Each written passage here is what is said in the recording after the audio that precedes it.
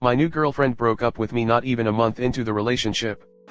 From the time we started talking we progressed pretty fast, we clicked very well. Conversations were engaging and fresh, in person I couldn't take my eyes off of her and was hooked and vice versa. After 3 to 4 weeks of talking and dating she asked me to be her boyfriend. It was a very casual way and I truly liked this girl and could see a future with her, so I said sure. A week after that she asked while lying in bed if I said I love you, would you say it back? I was the reluctant one and said I wasn't sure yet because romantic love does take a while to blossom, but I do have love for her and I'm very close to saying it. A few days after she said it to me and I said it back, cue the feeling of pure bliss, I'm sure all of us are searching for. Things were going well, but she did say that she was still healing from bad experiences and a bad relationship earlier that year.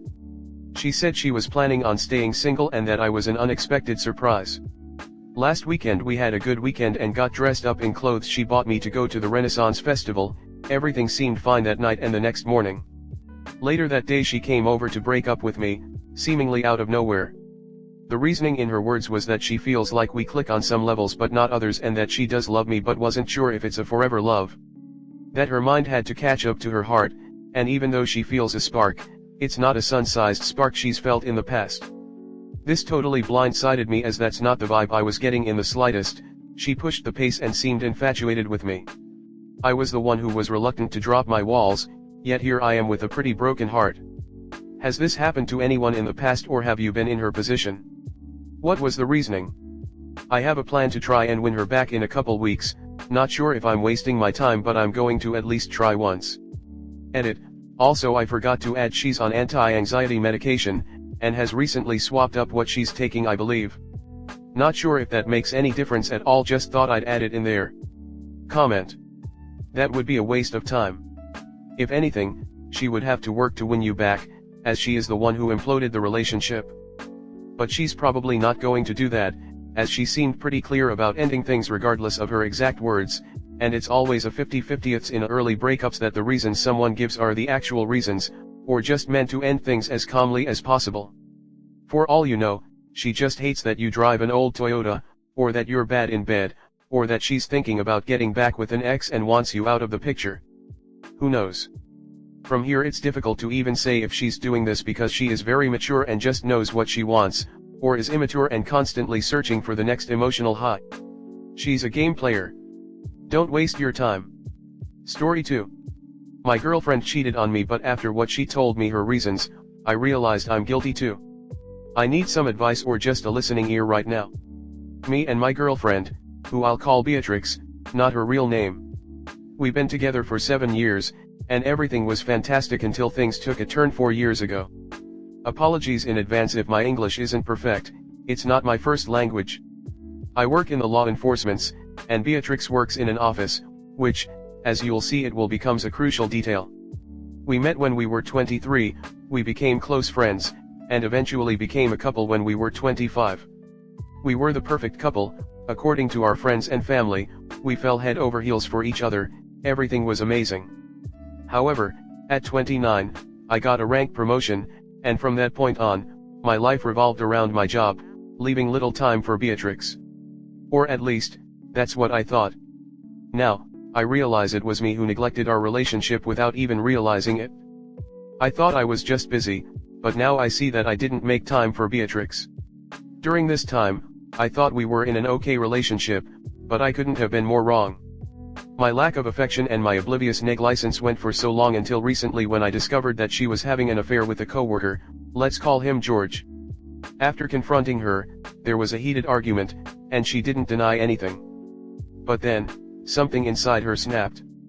Beatrix broke down and confessed how much she missed the old me, how I'd been distant for these years, and she was the only one initiating cuddles and intimacy. Once she stopped initiating cuddles and saw that I wasn't doing anything about it, she cried herself to sleep when I failed to reciprocate. In her outburst, I saw love, pain, anger, regret, and frustration in her eyes and voice. She held me tightly, and her desperation was palpable. She knew what she did was horrible and that she didn't said anything made everything worse, but she begged me to put myself in her shoes. She had waited for almost 3 long years, and even now, she loves me as much as the day we got together. She said she was desperate for even the slightest hint of affection from me, but nothing.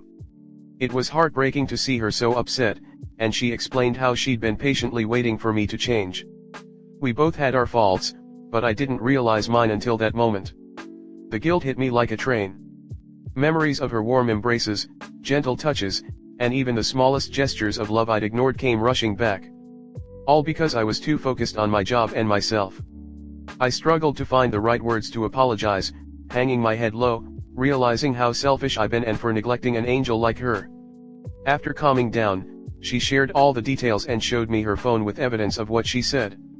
Beatrix and George had slept together only twice in 2 months, once they had intimacy, the other they just slept in the same bed together, and regretted it immediately. They were both in similar situations, with their respective partners lacking affection. Seeking comfort in each other's arms was a temporary escape, but there were no romantic feelings involved. George, who is married and has a child, has a similar issue with his wife, who shows him no affection and ignores him. I deeply love Beatrix, and I can't help but blame myself. She says she never stopped loving me and that, with patience, overcoming our mistakes and professional counseling, we can fix our relationship. I want that too, but I'm struggling to get over the fact that she slept with another man, even though I understand the circumstances that lead her to do that and my responsibilities. This all happened yesterday, and we ended up sleeping in separate rooms. I've been crying like a kid all night. I'm at a crossroads and not sure what to do next. How should I move on from now? Comment. You are never at fault if your partner cheats. Not even 1%. She is the one who should feel guilty, not try to pass the guilt to you. If she was unsatisfied about something in your relationship, the correct course of action is to talk about it before it gets too big. Not to start fucking some random guy at work. Especially if she did it repeatedly, over the course of months/years. Up to you, but to me this is crossing the Rubicon. A person who cheats once will find it easier to do it again. She is trying to manipulate you, using crocodile tears, and if it were me she would be out the door.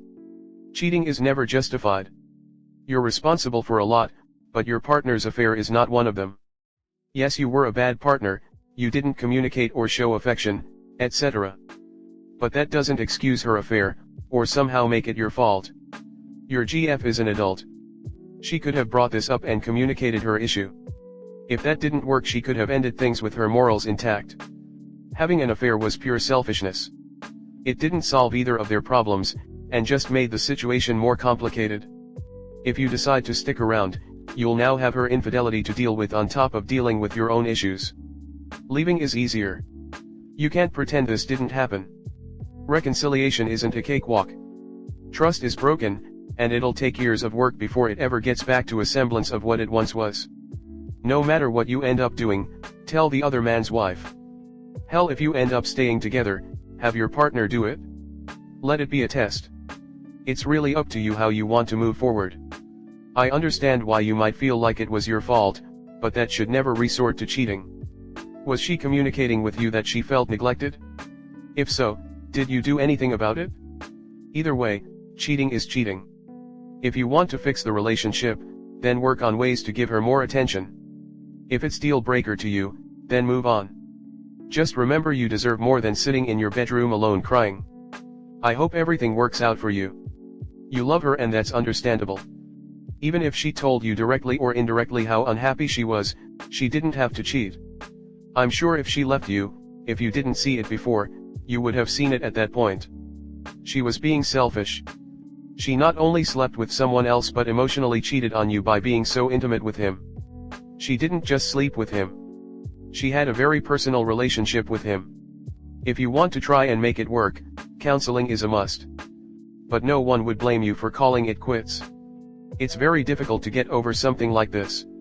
You cannot forget it and much less easily forgive it. Story 3.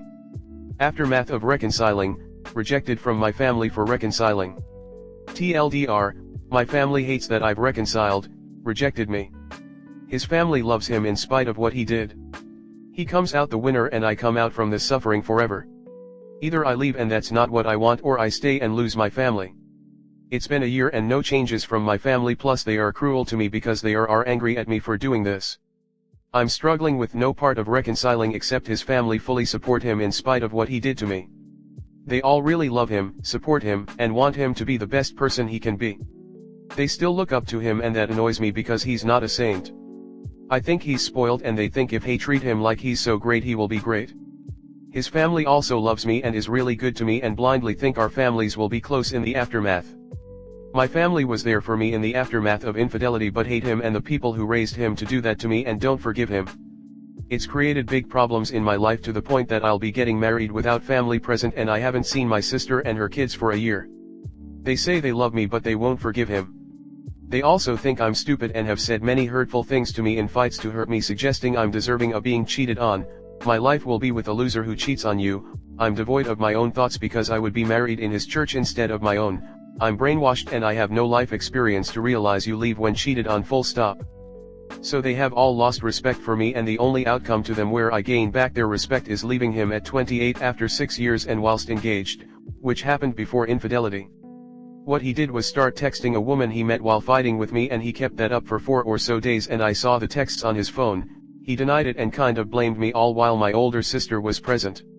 She thought he was one of the worst people she's ever seen after that, and I understand because it was a horrible side of him.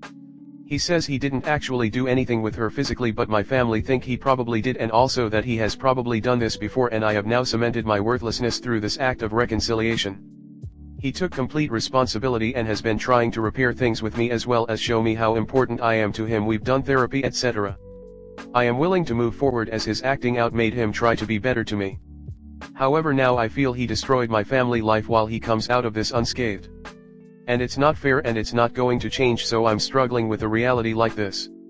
It feels like I've been punished for trying to be level-headed and reconcile. I feel I'm not so worthless, and this is an aspect of his character flaws, not mine. The thing that hurts me the most is that he did the worst thing to me, but I'm the pathetic one apparently and the loser. It makes me not want to be with him or have a relationship with my family. I am sick of my life. Comment. Fact is, family is supposed to unconditionally love you. Do they have to support your choices? No. Should they treat you unfairly because they don't like it? Also no. He should do what he can to show them he's serious about R and remorseful as well. I didn't tell mine BC I didn't want him treated any differently. I knew they wouldn't with me, but they would with him. I only told my best friend, and after reconciliation I told my mother. My best friend obviously had my back regardless, but never treated my spouse any differently.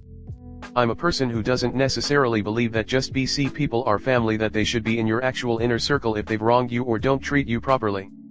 If they're being outwardly rude to you or making comments about your WS, I'd go low contact.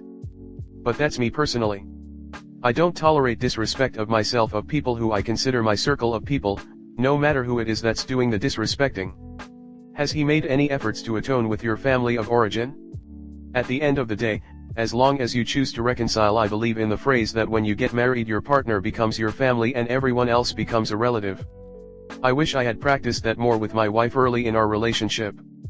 It was almost 2 years after day one that my immediate family and I started talking and coming around to the idea that my husband, then boyfriend, wasn't going anywhere. They wanted nothing to do with him and banned him from family activities, so I stopped attending. There were some traumatic events that led to them connecting again and resuming an amicable relationship.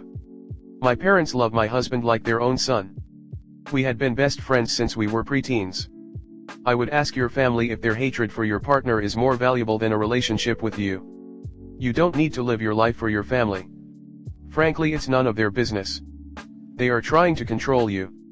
At the end of the day, they are claiming to be upset with him because of what he did to you. But you are the one who wants R.